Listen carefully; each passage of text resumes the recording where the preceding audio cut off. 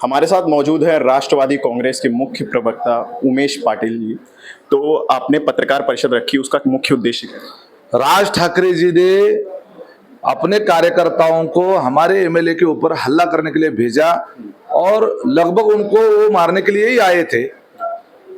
वो rest house में दरवाजा बंद होने की वजह से वो कुछ कर नहीं पाए और उस वजह से वो जब उस मनसे के कार्यकर्ताओं के ऊपर जब पुलिस कार्रवाई हुई तो उस दबाव में आकर पुलिस कार्रवाई हो सकती है या 28 साल का लड़का उसका उसमें प्रेशर में हार्ट अटैक आके वो मर गया। ये बहुत ही हमें दुख हुआ इस चीज का। राज ठाकरे को उसके प्रति संवेदना भी व्यक्त नहीं की। इस हत्या के लिए, इस डेथ के लिए खुद राज ठाकरे जिम्मेदार है। राज ठाकरे इस तरह से महाराष्ट्र में अपने ही कार्यकर्ताओं का पूरा जीवन बर्बाद कर रहे हैं। ये जीवन बनाने वाला नेता नहीं है, किसी का जीवन छीन के लेने वाला, बर्बाद करने वाला ये नेता है।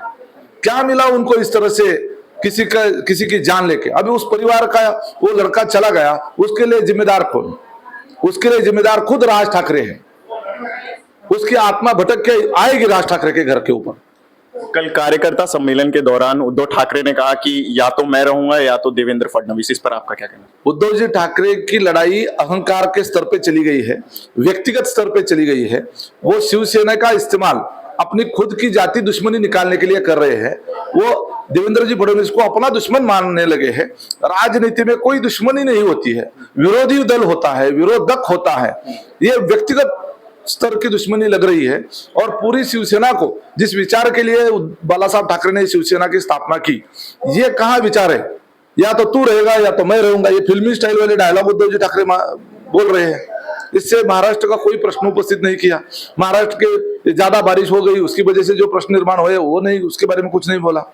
महाराष्ट्र में इतने डैम है, उसमें कितना कहाँ पे पानी है, ये खेती के बारे में कुछ नहीं बोला।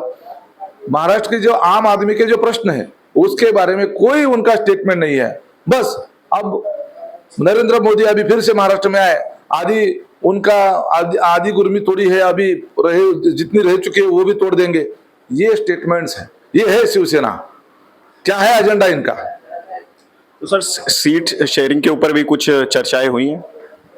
हमारी पार्टी के अंतर्गत सीट शेयरिंग के बारे में सिर्फ हमारे पार्टी के प्रमुख माननीय अजित दादा, प्रफुल्ल भाई पटेल, तटकरे साहब यही टिप्पणी कर सकते हैं। हमारे में से कोई प्रवक्ता इस पर कोई टिप्पणी नहीं करेगा। तो ये थे हमारे साथ प्रवक्ता उमेश पाटिल जी। कैमरामैन शिवाजी काले के साथ हर्षित तिवारी, आवाज इंडिया, मुंबई।